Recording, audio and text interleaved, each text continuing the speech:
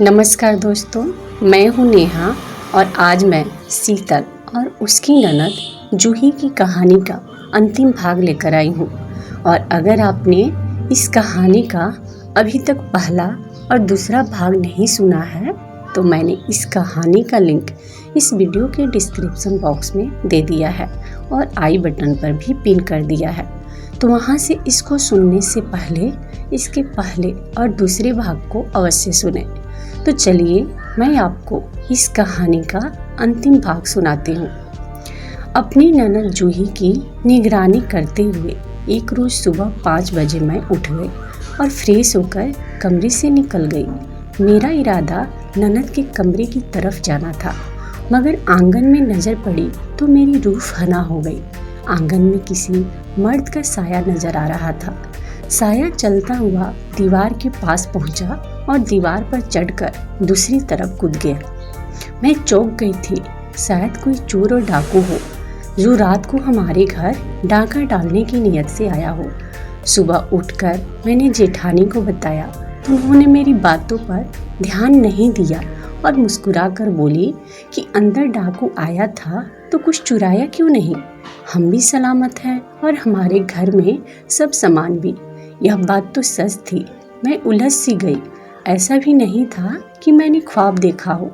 मैंने किसी मर्द का साया देखा था जो मेरी जेठानी ने मुझे सोच में देखकर नरमी से कहा कि मैं आजकल बहुत ज़्यादा सोचने लगी हूँ, इसलिए ऐसा हो रहा है। वह बोली कि मुझे देखो, अपने काम से काम रखती हूँ। हमारी ननद की हालत पर मेरे भी दिमाग में सवाल उठते हैं, मैं मगर दबा जाती हूँ। उसके माँ बाप जिंदा हैं, वह उससे सवाल जवाब कर सकते हैं, हमारा कोई लेना देना नहीं है। आइंदा तुम भी सब सोच दिमाग से निकाल दो। वह काफ़ी हद तक ठीक ही कह रही थी। यह हमारा मामला नहीं था और मैं ज़रूर उनकी बात मान लेती, मगर सच जाने बिना खामोशी से एक तरफ नहीं बैठ सकती थी। लेकिन मैंने अपने पति राजीव के कपड़े अपनी ननद के कमरे में देखे थे और यह कोई मामूली बात नहीं थी। मैं यह बात अपनी जेठानी को भी नहीं बता सकती थी। उनके समझाने पर मैंने सर हिलाकर यही साबित किया कि मैंने उनकी बात समझ ली है और अमल भी करूंगी। एक रोज जब मेरी ननद अपने कमरे में अकेली सो रही थी तो मैं रात के दूसरे पहर अपने कमरे से निकलकर दबे पांव उस कमरे की तरफ बढ़ी तो मेरी ननद के कमरे से कुछ आवाज़ सी आ रही थी। उन्होंने मुझे चौकन्ना कर दिया। मैंने कान लगाए तो अंदर मेरी ननद की धीरे धीरे रोने की आवाज़ आ रही थी। अभी मैं रोने की वजह सोचती या कुछ जानने की कोशिश करती, तभी मुझे मर्दानी आवाज़ सुनाई दी, जैसे कोई मर्द बहुत धीरे धीरे बात कर रहा हो। मेरा शक यकीन में बदल रहा था।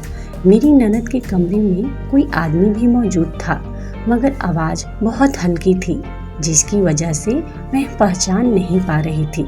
यह मेरे लिए अच्छा मौका था। मैं सच्चाई जान सकती थी, मगर मुझे डर था कि कहीं मुझे अंदर वह शख्स नजर ना आ जाए जिसके होने से मैं डर रही थी। मैं इस खौफ से उसी कमरे में जाकर बंद हो गई और मैं सोचने समझने की सारी शक्ति भूल चुकी थी। मैंने सुबह अपने पति राजीव को कॉल करके बहाने से पूछा कि वह कहाँ है, तो वह बोले कि वह दूसरे शहर में है। मैंने उनसे कहा कि 1 से 2 दिन के लिए घर आ जाए। मेरा दिल उदास है। मेरा दिल घबराहट में था। मेरी फरमाइश पर मेरे पति ने आज रात घर आने को कहकर कॉल काट दी। मुझे लग रहा था कि मैं इस तरह अपने शक को ख़त्म कर सकती हूँ। पूरी रात इंतज़ार करती रही और मेरे पति घर नहीं पहुँचे थे। मैं फिर से उठकर ननद के कमरे के दरवाजे पर पहुँची तो आज भी मुझे वहाँ से हल्की हल्की आवाज़ सुनाई दे रही थी। मुझे गुस्सा आने लगा। मैंने एक जोरदार आवाज़ के साथ दरवाज़ा पीटा तो घर में एक भूचाल सा आ गया था।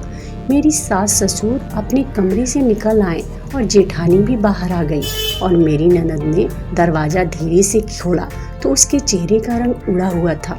वह अचानक से इस शोर से डर गई थी। मैंने दरवाज़ा धकेलकर खोल दिया और अंदर मैंने जिस शख्स को देखा तो मेरी तो आंखें हैरत से फटी की फटी रह गई। कुछ यही हाल मेरी जेठानी का भी था, मगर मेरी सास और ससुर बिल्कुल आराम से खड़े थे, जिसका मतलब उन्हें सब कुछ पहले से मालूम था। मेरा तो दिमाग खराब हो गया था। यह सब क्या था? मैं चुपचाप खड़ी थी। हिम्मत करके बोल पड़ी, उस टाइम घर में मेरे पति भी आ गए। सबको मेरी ननद के कमरे के दरवाजे पर जमा हुआ देखकर वह भी आ गए और हैरत से सवाल करने लगे कि यह हंगामा खड़ा करके सबके बीच में बुरी बन गई थी। वह शख्स जो सामने सर झुकाए खड़ा था वह कोई और नहीं बल्कि मेरी ननद का पति था। मुझे और मेरी जेठानी को यह हैरत हुई कि वह छुपकर बीबी से मिलने क्यों आया हुआ था और वह तो लंदन में था, फिर इंडिया कब पहुंचा। यह सब क्या माजरा था, हमारी समझ के बाहर की बात थी। मैंने सबके बीच सच बोल दिया कि मुझे अपनी ननद पर शक था। मैंने कल भी उसके कमरे में किसी आदमी की आवाज़ सुनी थी और फिर पति से दूर रहकर उसका हर साल प्रेग्नेंट हो जाना भी हमारे लिए सोचने की बात थी। मेरे पति ने हमारी उलझन पर गहरी सांस भरते हुए हकीकत बताई, जिसने हमें अंदर तक हिलाकर रख दिया। हमने अपनी नज़रों से अपनी नंदोई को देखा जो अभी तक सर झुकाए खड़ा था और मेरी ननद भी परेशान सी खड़ी थी। मेरे पति ने बताया कि हमारी ननद का पति लंदन कभी गया ही नहीं था, वह इंडिया में ही था और अक्सर रात को अपनी बीवी बच्चों से मिलने आता जाता रहता था। यह बात मेरे सास ससुर और मेरे पति भी जानते थे, मगर बस उन्होंने यह सच्चाई हमसे छुपाई थी क्योंकि मेरे ननद के पति ने दोस्तों से लड़ाई में गलती से एक दोस्त का कत्ल कर दिया था और तब से पुलिस मेरी ननद के पति को तलाश रही थी। वह मुजरिम करार देने के बाद वह डर गया था और लोगों में यह बात फैला दी गई थी कि वह लंदन चला गया है, इसलिए वह छुपकर मेरी ननद से मिलने आता था और उसके लिए मेरे पति ने अपने कपड़े दिए हुए थे। जाहिर सी बात है कि मेरी ननद कपड़े धोती तो हमें शक होता, इसलिए मेरे पति हर बार आकर अपने कपड़ों के साथ कपड़े भी डाल देते थे। मैं शर्मिंदा हो गई और आगे बढ़कर अपनी ननद को सीने से लगा लिया और यह यकीनन इन तमाम हालात में काफ़ी मुश्किल का शिकार रही होगी, इसलिए वह अपने पति से मिलकर रोती थी। हम दोनों भाभियों का शक भी उसे परेशान करता रहता था। सच का पता चलने के बाद मेरी ननद के पति मिलने आते थे। हम घर वालों को अब पता होता था। कुछ महीनों बाद उनका केस हल हो गया और सबूत के साथ उनकी बेगुनाही साबित हुई तो पुलिस से जान छूट गई। मेरी ननद जूही अपने पति और बच्ची के साथ अपने ससुराल जाने लगी तो मैंने उनसे माफ़ी मांगी।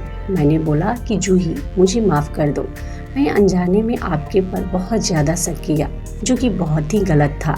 तो जूही ने मुझे गले से लगा लिया और बोला कि इसमें आपकी कोई गलती नहीं है भाभी, हम लोगों ने आपसे यह बात छुपाई थी, इसलिए आप मुझ पर नज़र रख रही थी, इसलिए आपकी कोई गलती नहीं है।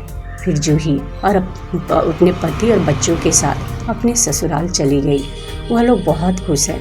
मैं अपने पति राजीव से भी माफ़ी मांगी क्योंकि गलतफहमी की वजह से मैंने अपने पति पर भी बहुत ज़्यादा शक कर लिया था जो कि गलत था। तो राजीव ने भी मुझे गले से लगा लिया। तो दोस्तों, आपको ये कहानी कैसी लगी हमें कमेंट बॉक्स में ज़रूर बताएं और अगर आपको ये कहानी अच्छी लगी हो तो इस वीडियो को लाइक करें और अपने दोस्तों के साथ शेयर ज़रूर करें और इसी तरीके की वीडियो देखने के लिए हमारे इस चैनल को सब्सक्राइब करके घंटी के बटन को दबाना बिल्कुल भी नहीं भूलें। धन्यवाद दोस्तों।